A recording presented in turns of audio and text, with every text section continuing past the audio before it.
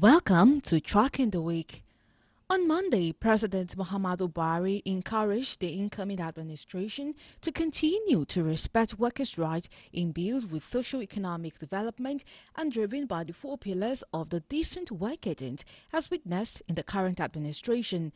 This year's May Day celebration would be the last to be held under the Buhari-led administration. President Buhari gave the encouragement at the 2023 Workers' Day celebration held at Igu Square, Abuja. The president, who was represented by the Secretary to the Government of the Federation, Boss Mustafa, stated the workers' rights with socio-economic justice make a happy workplace, noting that the administration within the last 8 years had implemented initiatives and programs targeted at creating opportunities for all Nigerians to aid their progress and development. Minister of Labour Employment Chris Ngige, while giving his address, restated the commitment of the Ministry of Labour to provide secure working environment for workers through institutionalizing suitable minimum wage for the workers. Also on Monday, Nigeria Labour Congress called for review of civil servants' retirement age and years of service in the entire public service to 65. NLC President Joe Ajero made a call during the 2023 Workers' Day celebration in Abuja. Ajero also called for general review of core civil servant salaries to narrow the gap in other civil servants' emolument and those in other segments of the public service. He said that the extension of years of service should go round, as it had been done in other sectors of the public service in the country. Ajero said that the union had over the years demanded for salary review but had yet to receive federal government's attention. On gratuity payment, the NLC president said union leaders had on several occasions presented the issue to government without any positive response. On Tuesday, President Muhammadu Buhari in Abuja said the repositioning of the military through training, networking and equipping will turn it into a force of global reckoning, while urging officers to keep giving their best to the nation. The president said the Gawa 2 project would provide real-time secure means of communication and incident reporting, as well as information exchange between the armed forces and other security agencies. It also stands to enhance collaboration between Nigeria's defense, intelligence and security community while providing the platform for the denial of freedom of action to all perpetrators of insecurity across Nigeria.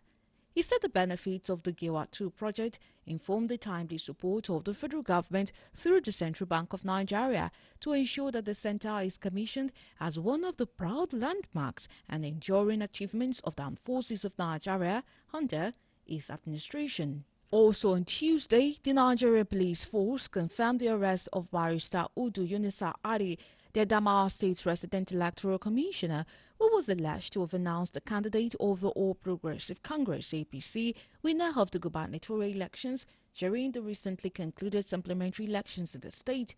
Force Public Relations Officer CSP Olumuyiwa Adejobi disclosed this in a statement he signed and made available to reporters in Abuja. He said the arrest follows calls for Yunusa Ari's arrest and investigation by the Independent National Electoral Commission (INEC) based on the allegation of impropriety during the supplementary gubernatorial polls in the state. On Wednesday, Senate President Ahmed Lawan hailed Nigerian journalists on the occasion of the World Press Freedom Day.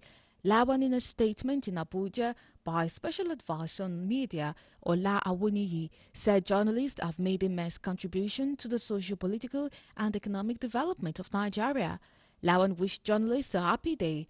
It was reported that the United Nations General Assembly declared May 3rd to be World Press Freedom Day. The day is observed annually to recognize the great efforts and contributions of journalists in uncovering the deepest and unknown truths of society. Still on Wednesday, President Muhammadu Buhari inaugurated a new long-term national development plan, the Nigeria Agenda 2050. The agenda aims to ensure that the country attains a per capita GDP of $33,328 per annum, placing it among the top middle-income economies in the world by 2050. The president inaugurated NA 2050 during the beginning of meeting of the Federal Executive Council at the Council Chamber. He said the plan are the vision of a dynamic, industrialized, and knowledge-based economy that generates inclusive and sustainable development for the country. The president added that given the measures already in place for continuous plan implementation, successive administration will find the documents useful in the delivery of electoral promises. He commended the National Steering Committee, led by Minister of Finance, Budget and National Planning Zainab Ahmed and Minister of State, Budget and National Planning Clement Agba, for delivering yet again on this important national assignment. Still on Wednesday, the Nigerian Senate approved the restructuring ways and means advances requested by the federal government at the sum of 22.7 trillion naira. The Senate also approved an additional sum of 180.4 billion naira being balance of the supplementary budget and the interest accrued on ways and means advances.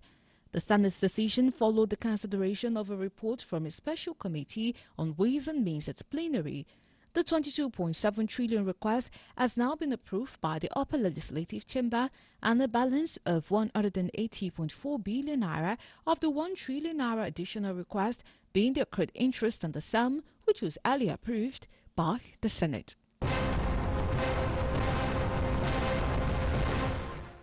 On Thursday, the 376 Nigerians stranded due to the crisis in Sudan have arrived the country.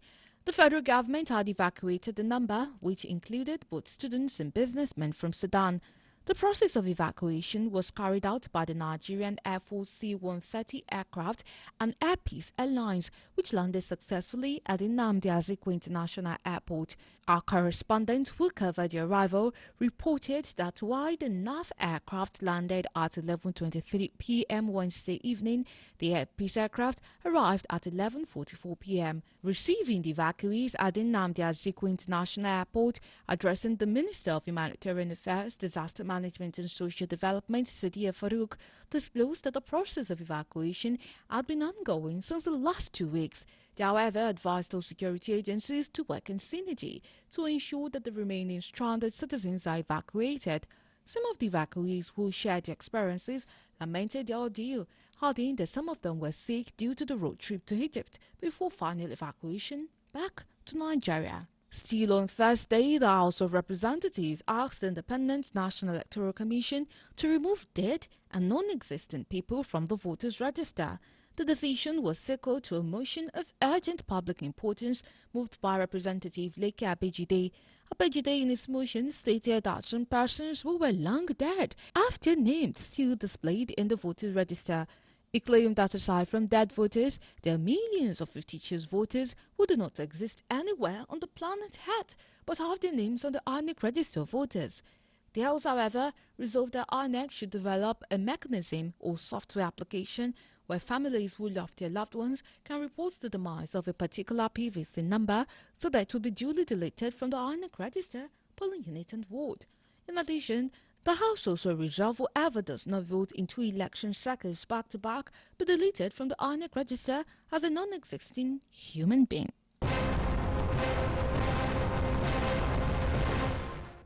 On Friday, the United Kingdom court sentenced former Deputy Senate President of Nigeria, Ikwe Ekweremadu, to 9 years and 8 months in prison for an organ trafficking plot. The court also sentenced his wife Beatrice to 4 years and 6 months, while the medical doctor who acted as a middleman in the plot, Dr. Obinna Obeta, was sentenced to 10 years, and his medical license was also suspended. The jury found they criminally conspired to bring a 21-year-old Lagos street trader to London to exploit him for his kidney.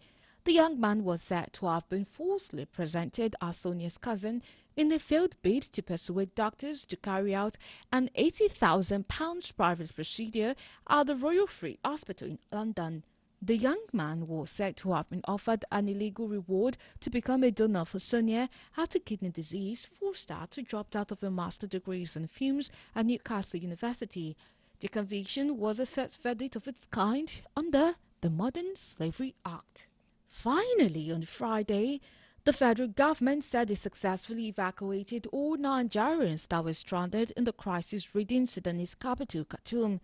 Dr. Sani Guadzo, the permanent secretary in the Federal Ministry of Humanitarian Affairs, disclosed this when he received the second batch of 130 evacuees at the Nnamdi Azikiwe International Airport, Abuja. The evacuees arrived at the pilgrim terminal of the airport at exactly 3:10 p.m. local time on board Taco aircraft B373-300 from Port Sudan. He said, "I'm happy to announce that we have successfully removed everybody that needs to be removed out of Khartoum. None of your colleagues today is in Khartoum.